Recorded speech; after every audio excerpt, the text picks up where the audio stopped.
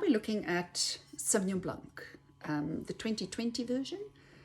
And really what we're trying to do with Sauvignon Blanc there on our little corner of the earth, and the way it expresses its particular little vineyard, the Woolshed vineyard, which we started practicing organics in 2008. It gained certification in 2012. So we've been at it for,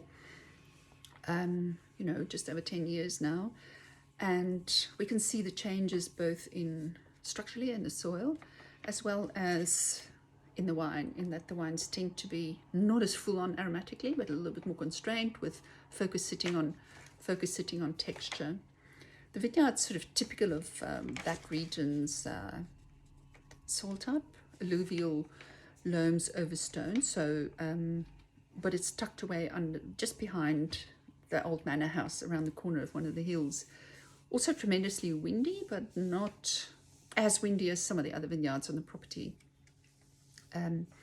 So these grapes were picked in two tranches, really. 35% was hand-picked and 65% went by machine, which is probably a bit more than we would usually do, but it was COVID and we had to take, of course, the health of our staff into consideration with the picking and the close distancing and things. So it was just a little bit easier.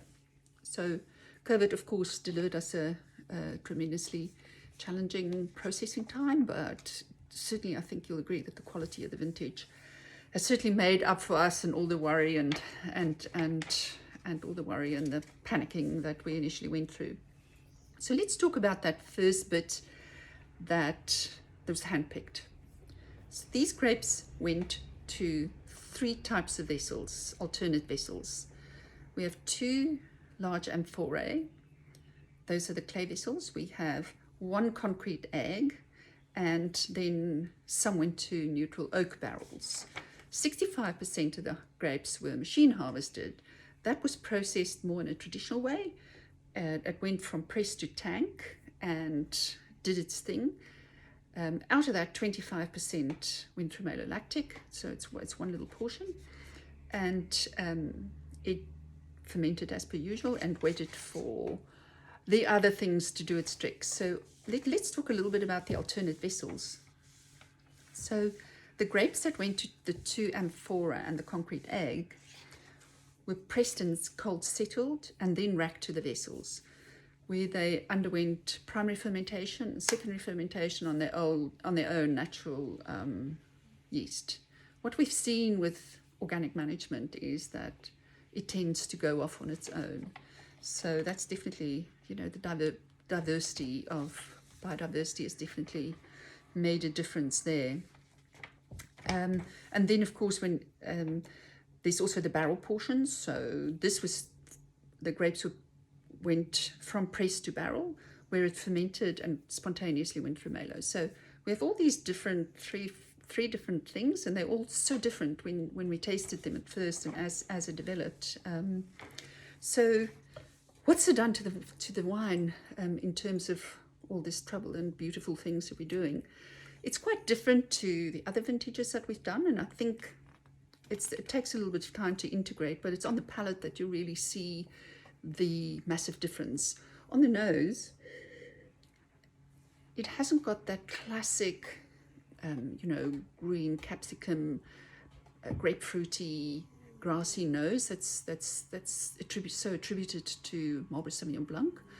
More ripe guava, orange, and hints of flint match, and that's from the barrel portion where those grapes went and fermented, and that's just what we see happening. One of the amphoras also gave us the reductive notes.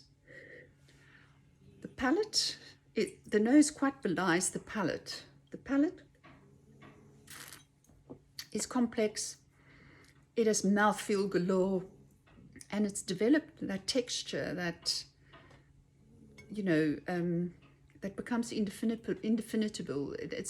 I think it's contribution of organics, it's contribution of all these vessels. So we're really about the texture and the mouthfeel. So here we see everything sitting on peach, as I said, here in New Zealand, we've got lovely summers. So we're feasting on peaches. You get some wallops of pineapple, of orange and citrus, and of course the traditional passion fruit, or what we call grenadella over where I come from. All these things of course rest on herbs, and here you see from my garden oregano and wilted basil. So for me, that's the potpourri that makes up the Sauvignon Blanc, and it finishes with that linear acidity of all those peaches and things on top of citrus. For me, it's taken me a long time to fall in love with Sauvignon Blanc again after we came out of that non-compete, and I thank Jules Taylor for that, because it really is a lot more than we always thought it was.